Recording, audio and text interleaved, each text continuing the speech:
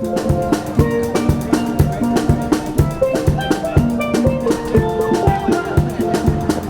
are so excited to be able to participate in this project that gives our young folks an opportunity to engage in the community, to learn some history along the way, along with gaining some art skills and learning the process of planning and executing.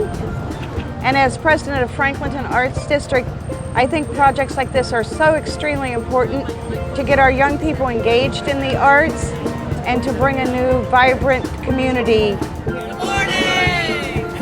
Thank you all for coming today.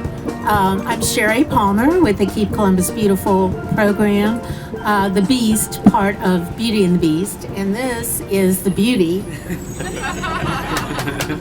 Trent Smith, Franklinton Board of Trade, and we've been partners in this project now for over a year, and we are delighted to finally have this dedication today. Keep Columbus Beautiful started in Franklinton a few years ago. Mayor Coleman asked us to go west. And you get to know the people very well. And they are very proud in Franklinton about the history. And many people have things to share that are of historic importance to this community at large. So it's with great joy that we present a project in partnership that not only, we hope, beautifies the neighborhood, but tells a little bit about the history. And it's been our pleasure to work on this. I will let Trent say a few words, and he can tell you how it all began with the George Byers Company. Thanks, Sherry. So, welcome. Thank you for being here. And this all got started when Byers Chevy announced that they were leaving the neighborhood. We had already started talking about somehow beautifying this section of Broad Street with this large unbeautified flower bed. And when Byers left, all of the ceramic potters that you see there were on their lot. They were just decoration in the lot, and they were sitting there. And so I called and asked them what they were going to do with them, and they said, well, we're probably just going to sell them off to whoever wants them. And I said, well, why don't you just give them to us? And they said, okay. So we brought them over here, and we had a lot of partnership with some landscaping companies, specifically Brightview. And we got these placed and came up with an architectural scheme to do the beautification of it. And then when we were talking to Sandy Andromeda at the Historical Society about further ways we could beautify this, we decided we came up with this crazy idea for this sculpture. And the sculpture sitting in the back turned out way better than I could have ever imagined it would have. And so this has an element of it that is going to be not just educational for the students that were part of this whole project, but also deliver a message of keeping our neighborhood clean. The point of the sculpture to be hollow like that is to fill it with trash and kind of stand there as a testament to honoring the history of the neighborhood, but also honoring the future by taking pride in the neighborhood and keeping it clean and keeping it kept up so that we can have a better opportunity to attract new residents and new businesses. So that's kind of the theory behind the project, and we couldn't be more excited that we're actually standing here today to put this sculpture in place and then be able to work on the next phase and do more beautification and more elements to this botanical and sculpture garden. So I want to go through and thank the partners and the funders that were part of this program. Of course, our wonderful partnership with Keep Columbus Beautiful has been for many, many years. So big round of applause for Sherry Palmer. And staff. Yeah, Sherry has a very small but a very mighty team of staff that can get some amazing things done. I never knew 3 people could accomplish so much. But we also want to thank the Franklinton Preparatory Academy, Martin Griffith over here. Their art teacher, Brenda Clair, who unfortunately couldn't join us today, was really kind of the leader of getting the art elements on the ceramic potters done. And that was what we were so proud of originally, and now we have more to be proud of with the sculpture being put in place.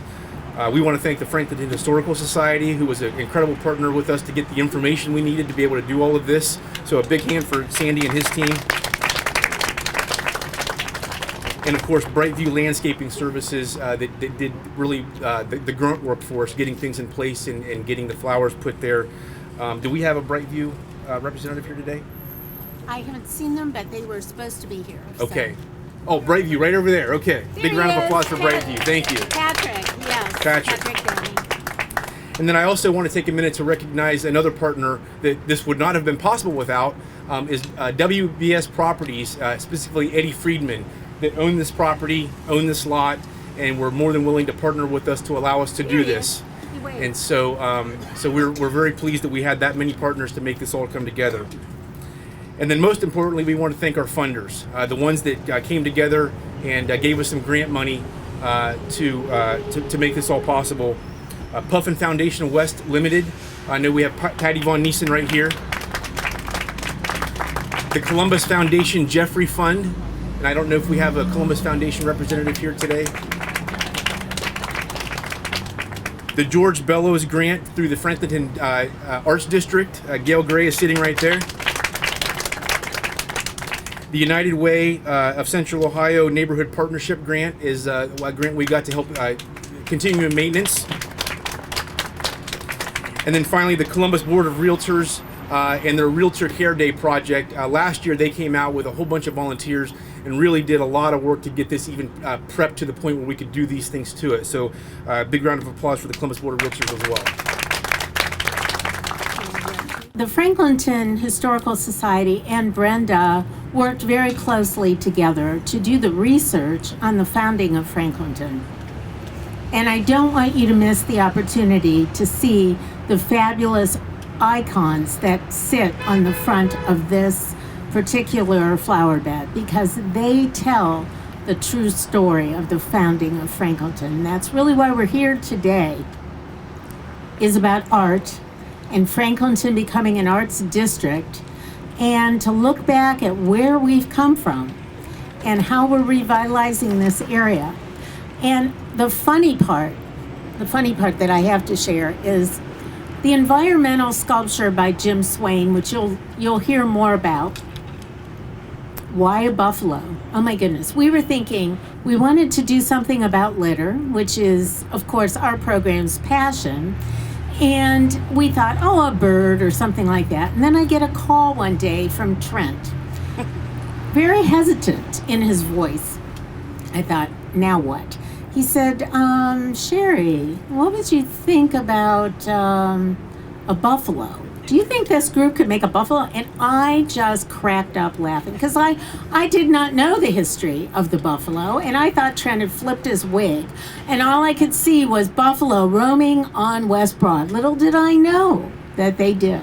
So thank you, Trent, for twisting my arm to get this buffalo here, which I just have to make you laugh, because this project has been like that. We've gone from how are we going to get our next dime to building a life-size buffalo, and that's what partnerships are all about. And it's been a blast, an absolute blast. Thank you, Sherry.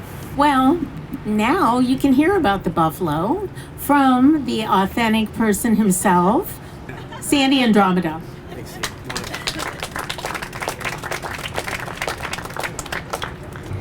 First thing I'm going to do, I'm a historian, so I'm taking your picture.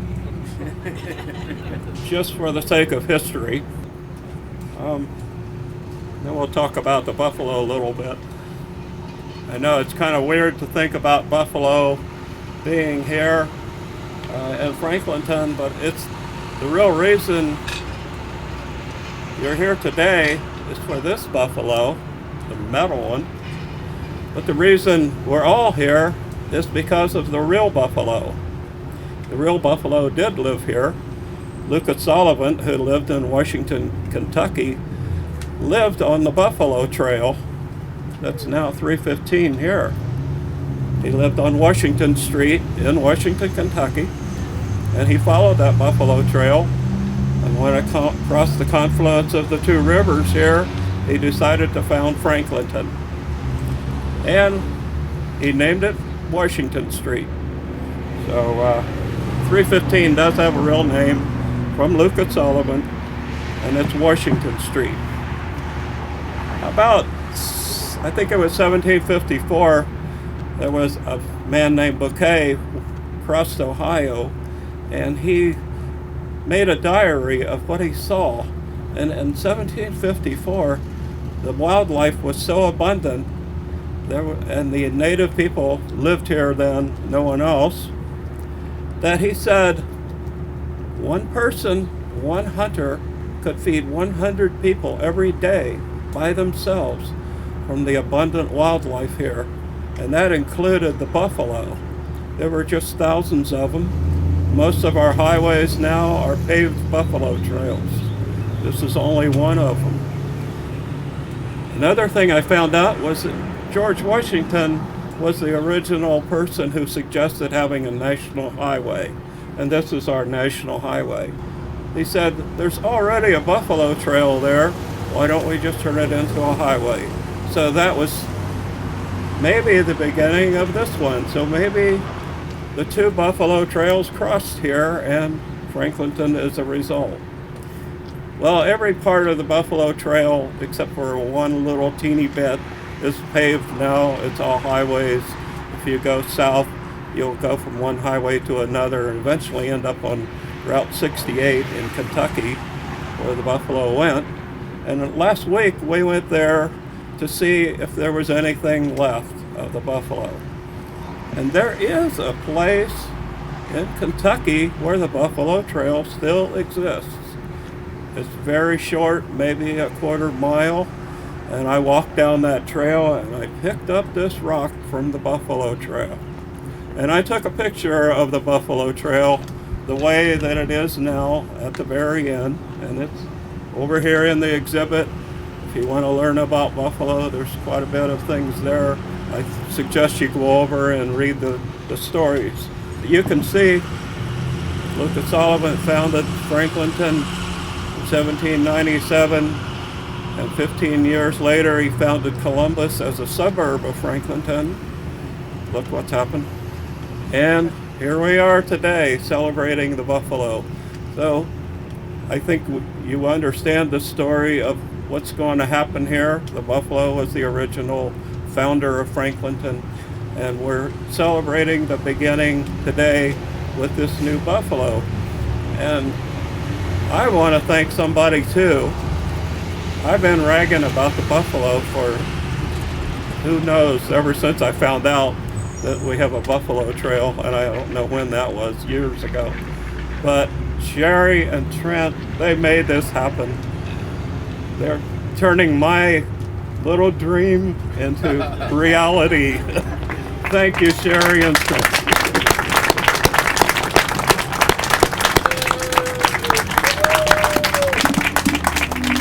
I'd like to bring up Martin Griffith right now. He is the founder and CEO of the Franklinton Preparatory Academy. They are the school on Chicago Avenue and the beautifully renovated Chicago Avenue Elementary School that's owned by Central High Youth for Christ. And so it was their students that did a lot of this artwork, and also their students are in the band. So we have a live band today. So Martin, please come up and say a few words. Thank you, Trent. Thanks, Sherry. Thanks, Historical Society. Thanks, everybody, for coming. I have the greatest job in the world. I get to work with the young people of Franklinton and the Hilltop in a brand new high school that's been open for, this is our 4th year, right down the street. I invite everybody who's here to come by and see us and take a tour of Franklinton Prep. You can turn around. Hey, if you're an FPA student, raise your hand so people can see who you are. These are all our FPA students and those guys back there. Awesome kids.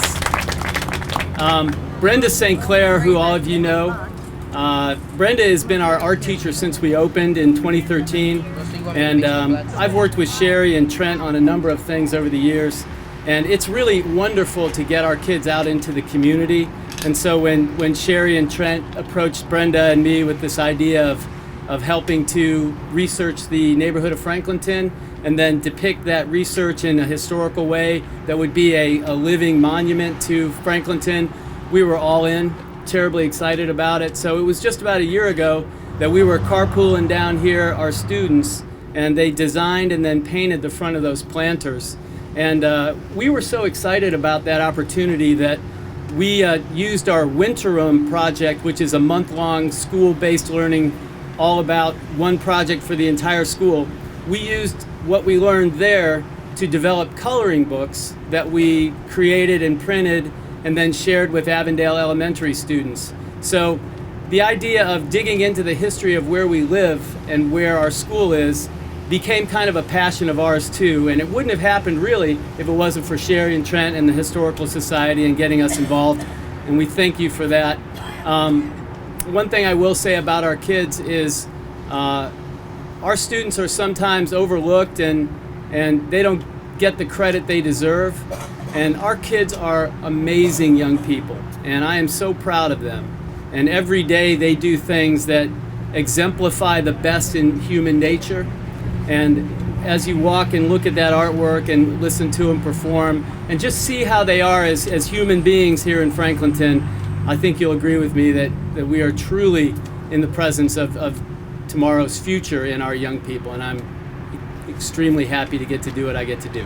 So it was a pleasure for us to be involved in this project. We're committed and get the opportunity to work with Sherry and Trent often with neighborhood cleanups and this kind of stuff. So once again, I extend an invitation to all of you. If you'd like to come and see us in action, stop by at Franklinton Preparatory Academy, the old Chicago Avenue School. And we're grateful to be here, and thank you very much.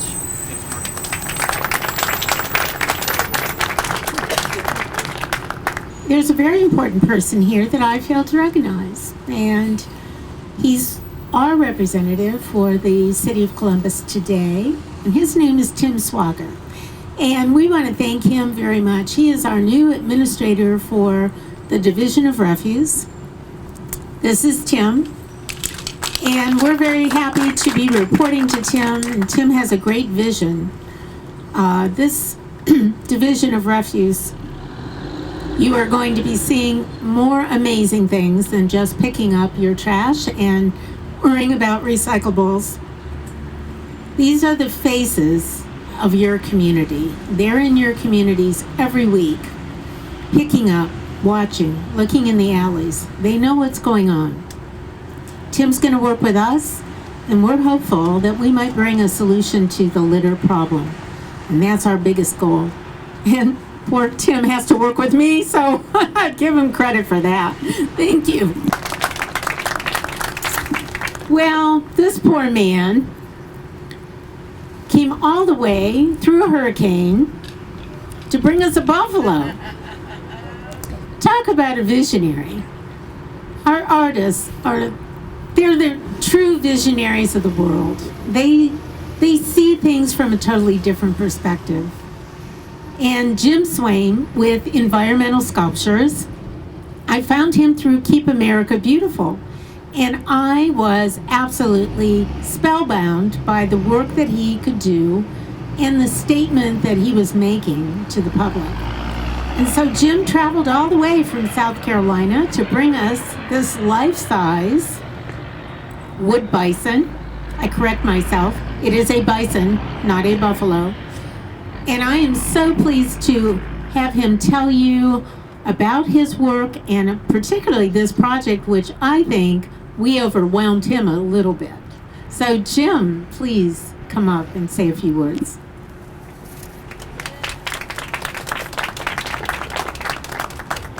Thank you guys. I really appreciate the chance to build for people and that have this kind of vision for keeping our environment or improving our environment. And I think our sculptures play a role in being able to communicate to people the damage that litter and trash does to the wildlife that lives in this environment. I live on the coast, and my interest first became sparked by the fact that I saw the litter on the intercoastal waterway and the rivers and the marshes, and it's horrible what you see there at times. In some areas, the currents keep it away, some areas it deposit them. But when I first saw that, I said, my goodness, I wish there was something I could do about it. And I had no idea it would lead to making sculptures, but it did. Within a short period of time, we were asked, because I have a metal fabbing shop, to make a sculpture that showed the problem of trash in the waterway, and we came up with this method of making a hollow sculpture that you could fill with trash. And I really like it because the kids are the ones that actually have a hand in making the art themselves. And when you get a lot of younger kids out there, they select areas for color, and they do that, and they come away with a message, I think, as well as an effort to create the art. But it's people like Sherry and her staff and the community here that give us the opportunity to do these without the funding. And it does take some time. As you know, it take that long. From the time we first talked, I got a lot of other orders, so it gave me a headache actually trying to get caught up to fill the orders, which are good, and I didn't have the staff, so it took a long time to finally fulfill your order, and I'm sorry for that, but I'm also glad I had the other orders because it's starting to spread our message, and now we have them up on the north end of the Chesapeake, all the way to Georgia, Texas, and Ohio, and our state of South Carolina, which was the first to buy them and put them up. And I just thank you guys. I love your spirit. I love the fact that everybody here has a common goal to do something about cleaning our environment and making our community a better place to live. And thank you for that, and thank you for inviting me. And I hope you enjoy the sculpture, and as you bring your kids or grandkids to see it, ask them what it means and see what they tell you. Most kids get the message really well, and sometimes you get something you don't expect. But thank you again.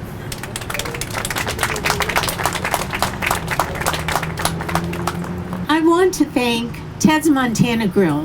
What would actually having a bison without bison burgers? And at 11:30, you're going to sample some of the best of Columbus, and you know we're a big arts town and a restaurant town. So Scott and his staff person have brought us bison burgers, and we're going to have a great lunch. So thank you so much for that. We have a special guest as well. We have, many of you know Bill Dawson. We love Bill Dawson. Bill Dawson is the Earth. Bill Dawson from Franklin Park Conservatory, Mr. Community Garden. And unbeknownst to any of us, Bill is going to do a special sage over the buffalo or the bison, and that will purify and hopefully bless. And any of you who have a prayer or anything else that you would like to add, this is your chance. So thank you, Bill, and let's hear some music. Woo! All right.